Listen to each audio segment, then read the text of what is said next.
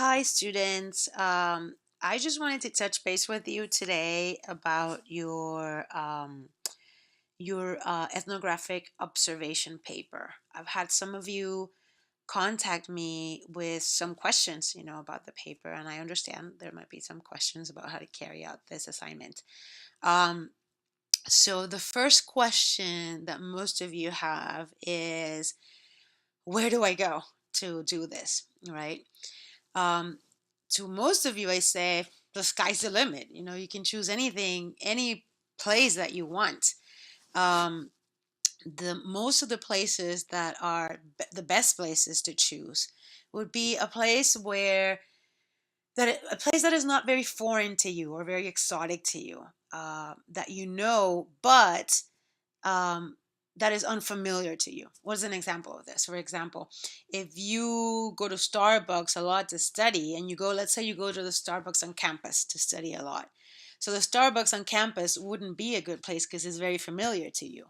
But the setting of Starbucks is a good place. So let's say that instead of going to the Starbucks on campus, you would go to the Starbucks in Manchester Mall, right? So that is a Starbucks where the setting, and you know how it functions. People stand in line and order their drink and then stand in line to wait for the drink and then sit down and maybe, I don't know what they do. But the point is that you could go there and observe, and it's um,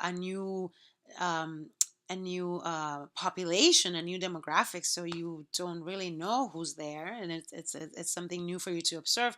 But the setting in itself is not the same as going to, I don't know, the Puerto Rican Students Association annual potluck, which I don't know. I would know a lot about that, but because I'm Puerto Rican, but you would not, necessarily know about that, and it's just too much.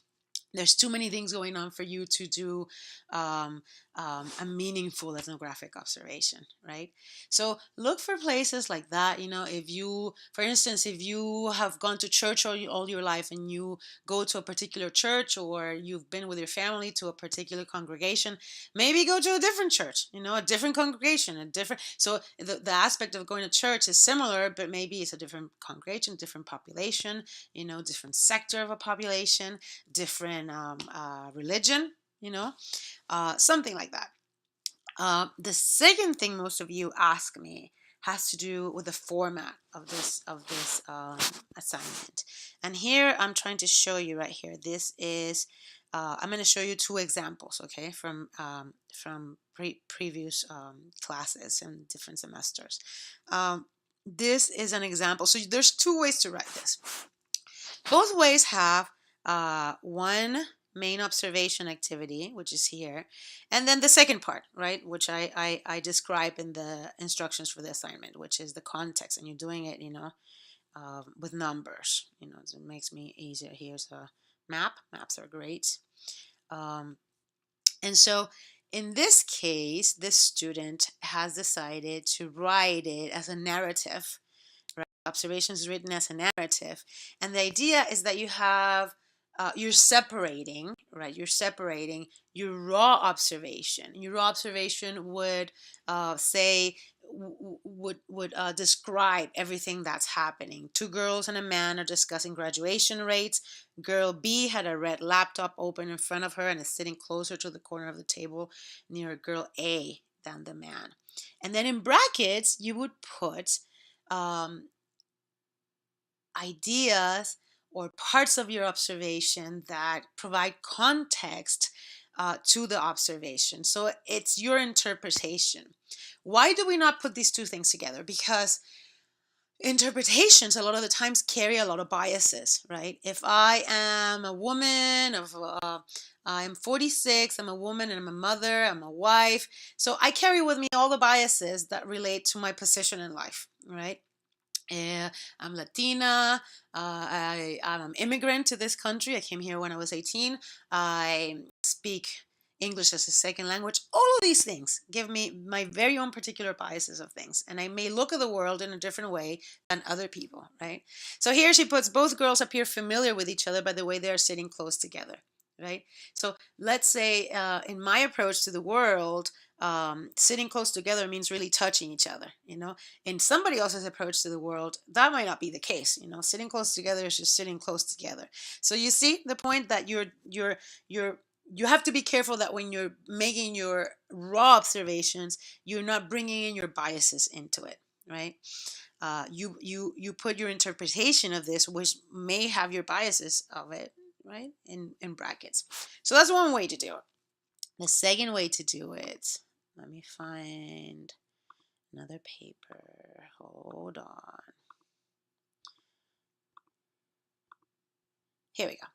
The second way to do it is with columns, right? You have two columns. One is your observation, and the second one is your thoughts or your interpretation, right?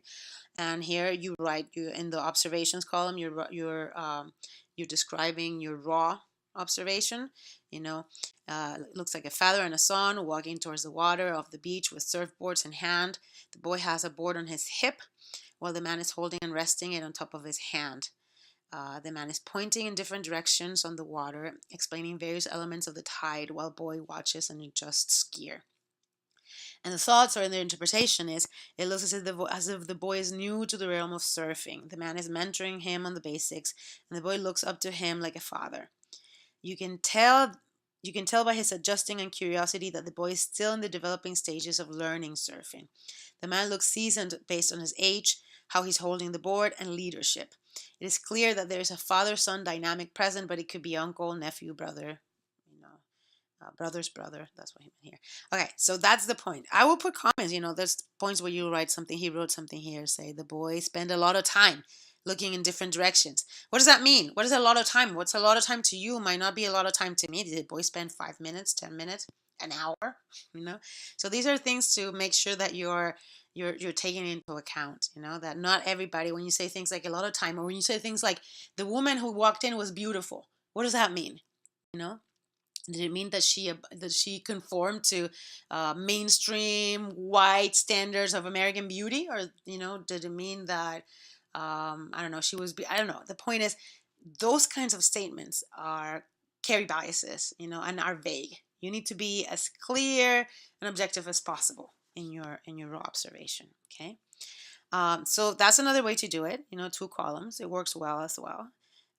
This is up to you. This one again has the second part, which is numbers. It has a map. It's answering all of this. The point of it is, see, all of these papers are 3 to 5 pages long, no more. I don't want you to do an abstract. There's no need for that. It's not required as per the instructions. This is not a paper. This is just, an observation assignment. Send me an email if you have any more questions about this assignment. And I can't wait to read all of your work. Thanks. Take care.